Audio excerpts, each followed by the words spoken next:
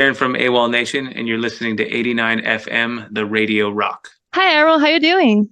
Good, how are you? I'm great. So I'm Luiza from 89 FM, the Radio Rock in Brazil.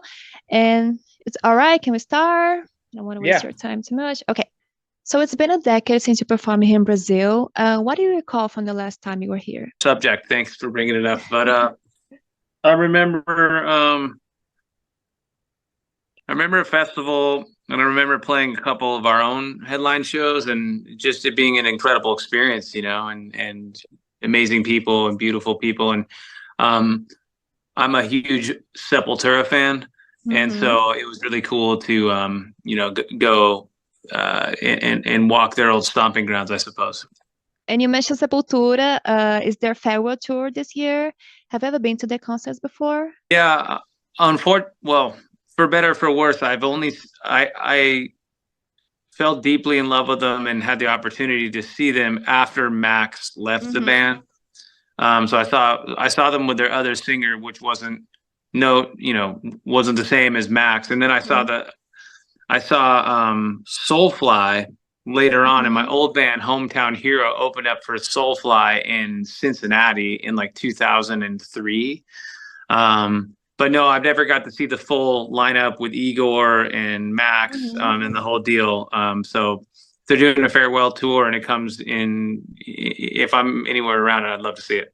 And how loud are the Brazilians fans on social media, like asking you guys to come to Brazil? Because the hashtag comes to Brazil is a huge thing on the internet, right? I've been told by other journalists I've been talking to over there about this. Yeah, And I see it all the time. There's a come to Brazil almost on every post, and good because we got to go, and we'd love to come back. And I get this from other countries as well. Mhm. And after everything that happened with all of our different governments over the last 4 or 5 years, it's been a little trickier. But I think that the dust has settled a bit, and we look forward to trying to figure out a way to get over there next year. Now I want to talk about your latest single, Jump System March. How was the process of recording it and how the collaboration with Emily Armstrong came through? It was a song I was working on for a while, and the second verse seemed like a good space to have a different singer on, besides myself. And Emily is someone I've been a fan of for a long time, and we had worked on some stuff before that no one ended up hearing. And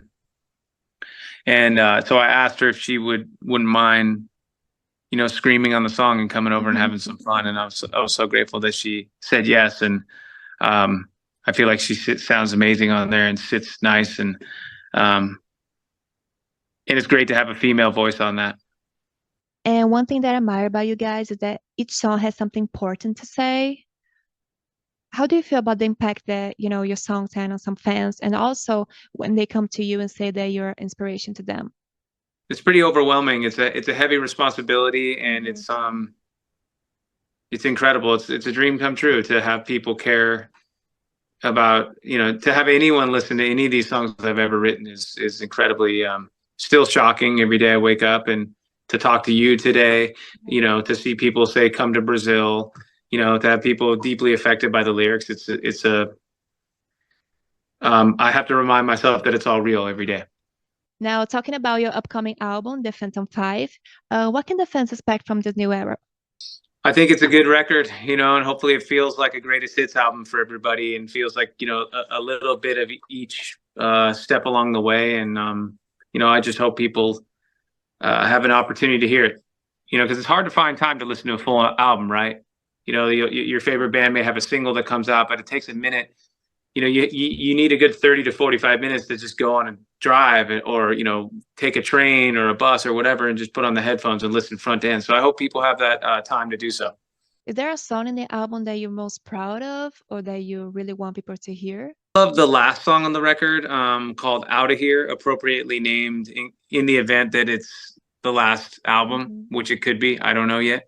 But the song "Panoramic View" I wrote about my family, and so it's really dear and near to my heart, and that's out there in the world. And so I'm really proud of that one. And how will you describe the band's evolution since the first album? Well, I've gotten older, as we all have, right? So, you know, it's 12, 15 years down the line. So hopefully there's I just kind of go wherever the wind takes me when it comes to writing and production. And I'd like to think that it's a little more honed in and hopefully has improved. Although, you know, most people who discover a first album that fall in love with it, it's always hard to top that first album. And I understand that. But hopefully it gives people, you know, little bits of taste of each of the, you know, elements of each record they've liked of the first four. Now I'd like to make some rapid fire questions just for fun. Is that okay? Sure. An album that you never get tired of listening to. The Weezer Blue Album. Great. A dream collaboration, living or dead. Living or Dead. Jesus Christ. Your least favorite song from your career and why? I have a lot of them. Oh, really? I have a lot of least favorite songs. My answer isn't as quite as rapid as it's supposed to be, but maybe Woman, and it's one of our biggest songs, and I don't care for that song very much. Probably because it's so hard to play live, and I guess that would be the reason. Who's the greatest musician of all time for you? Are we talking about musician or songwriter? Okay, just like player. No, it can be like a musician, like all of the categories. All the categories. Okay. Yeah. Greatest musician of all time.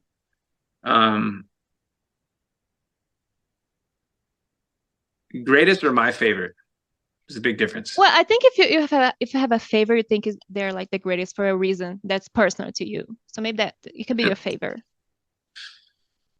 My favorite musicians of all time are Isaac Carpenter, my drummer, and my guitar player, Zach Irons.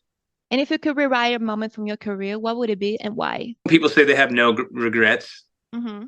I understand why they say that. They say that because it gets you to the point you're at, and you usually like the point you're at, or at least appreciate all, you know, your family, your loved ones, and all those things. But I think that's kind of not true. I think we all have some regrets, right? And so I guess I would say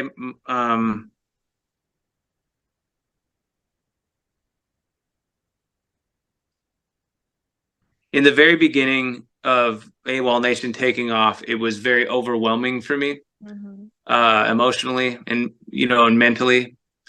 So I was a little bit less engaged with the fan base online. And looking back, I wish I would have been a little more involved in communicating, which I do now and have been for several years. But in the very beginning, it was a bit, it was just a little bit too much. So if I could go back, I'd be a little stronger and handle that better. Thank you so much, Aaron. I hope to see you in Brazil very soon. And please come visit us at the radio station. 89, a Rádio Rock.